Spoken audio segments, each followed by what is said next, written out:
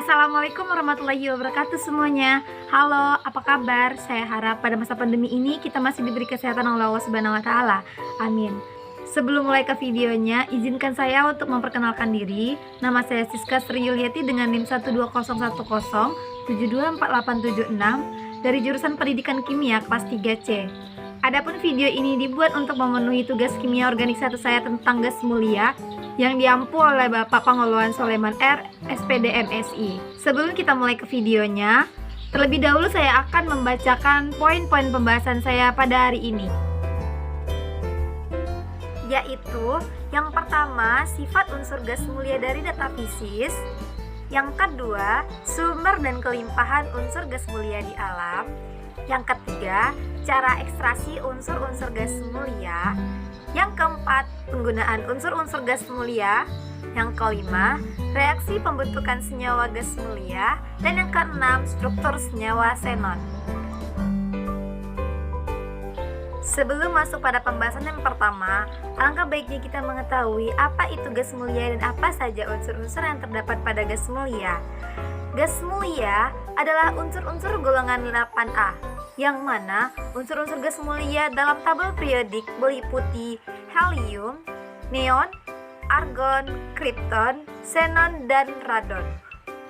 Baiklah, setelah mengetahui apa itu gas mulia dan apa saja unsur-unsur yang terdapat dalam gas mulia, langsung saja kita masuk pada pembahasan yang pertama, yaitu sifat unsur gas mulia dari data fisisnya. Sifat fisis dari unsur gas mulia yaitu 1. Memiliki titik leleh dan titik didih yang rendah. Yang kedua, mempunyai kalor penguapan yang rendah. Yang ketiga, memiliki konfigurasi elektron yang sangat stabil. Yang keempat, terdapat dalam keadaan monoatom. Dan yang terakhir, sukar bereaksi. Berikut saya akan menampilkan tabel sifat fisis dari masing-masing unsur gas mulia.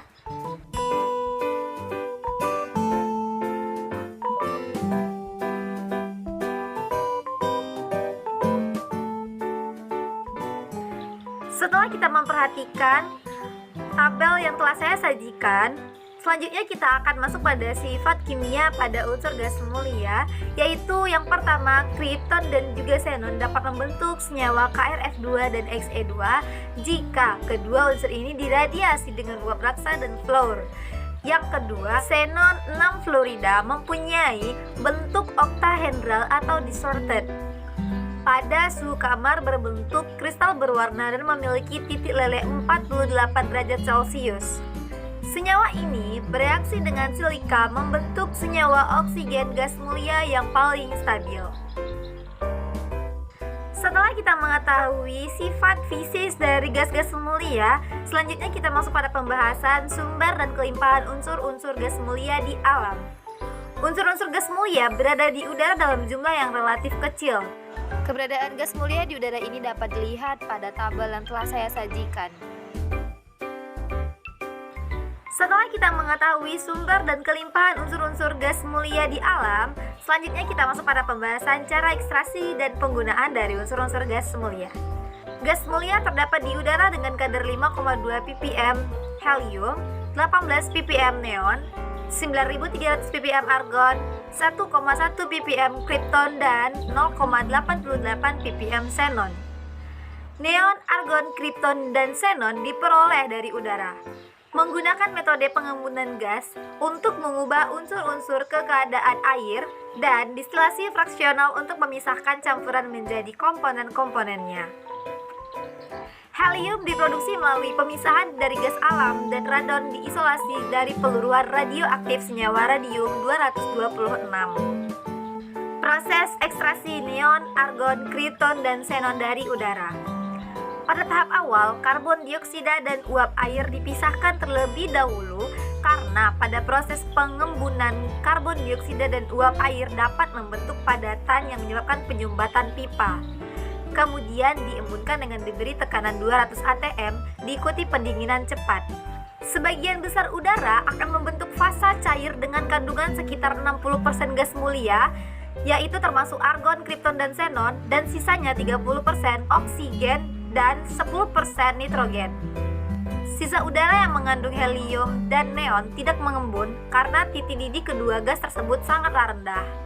Selanjutnya, argon, kripton, dan xenon dalam udara cair dipisahkan dengan proses distilasi fraksional menggunakan kolom distilasi fraksional bertekanan tinggi. Prinsip pemisahannya adalah perbedaan titik didih zat. Titik didih nitrogen paling rendah, maka nitrogen terlebih dahulu dipisahkan. Selanjutnya, argon dan oksigen dipisahkan. Fraksi berkadar 10% argon ini lalu diletakkan melalui kolom distilasi terpisah di mana diperoleh argon dengan kemurnian 98%. Sisa gas yakni xenon, kripton dipisahkan pada tahap distilasi selanjutnya. Setelah kita mengetahui cara ekstraksi unsur-unsur gas mulia, pembahasan selanjutnya yaitu penggunaan unsur-unsur gas mulia. Yang pertama yaitu helium, digunakan untuk mengembangkan ban, pesawat besar dan dalam balon termasuk balon cuaca dan kapal selam tak berawak NASA balon penelitian DIT. Yang kedua yaitu unsur argon, digunakan dalam bola lampu menggantikan oksigen karena sifatnya tidak reaktif sehingga filamen tidak mudah putus. Yang ketiga unsur neon, digunakan untuk membuat indikator tegangan tinggi, penangkal petir, dan tabung-tabung televisi. Yang keempat unsur kripton, digunakan pada lampu mercusuar dan lampu fotografi berkecepatan tinggi. Yang kelima, unsur xenon digunakan sebagai anestetik membius pada tekanan atmosfer. Dan yang keenam, unsur radon digunakan untuk terapi kanker yang bersifat radioaktif. Nah, pembahasan kita selanjutnya yaitu reaksi pembentukan senyawa gas mulia. Adapun cara reaksi pembentukan senyawa pada gas mulia yaitu yang pertama keadaan tereksitasi, yaitu pembentukan senyawaan helium. Yang kedua melalui ikatan koordinasi atau pembentukan senyawa argon.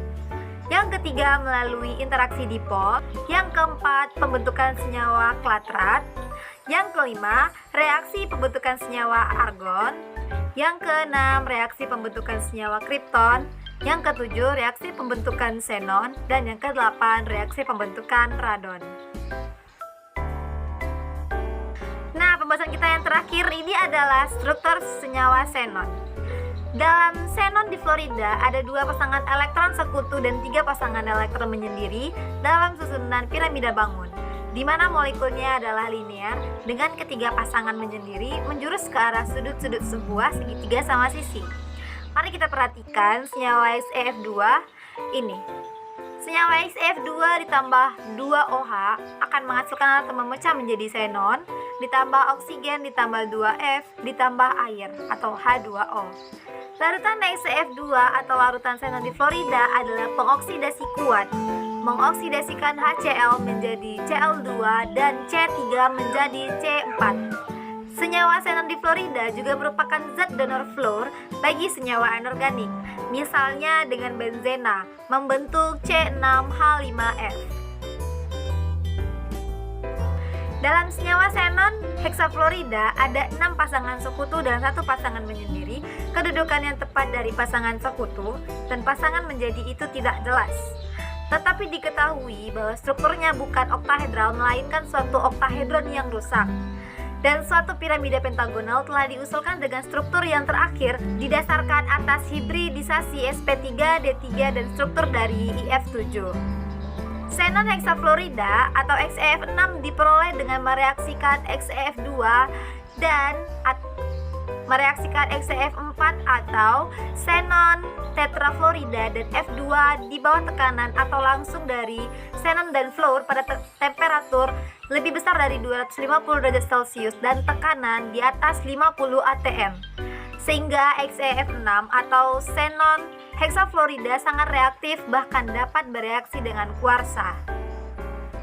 Mari kita perhatikan pembentukan senyawa xenon heksafluorida, di mana senyawa xenon heksafluorida juga bereaksi cukup dengan air, tetapi terhidrolisis lambat oleh udara lembab, sehingga reaksi ini akan menghasilkan senyawa eksplosif, yaitu XeO3 yang membentuk piramida.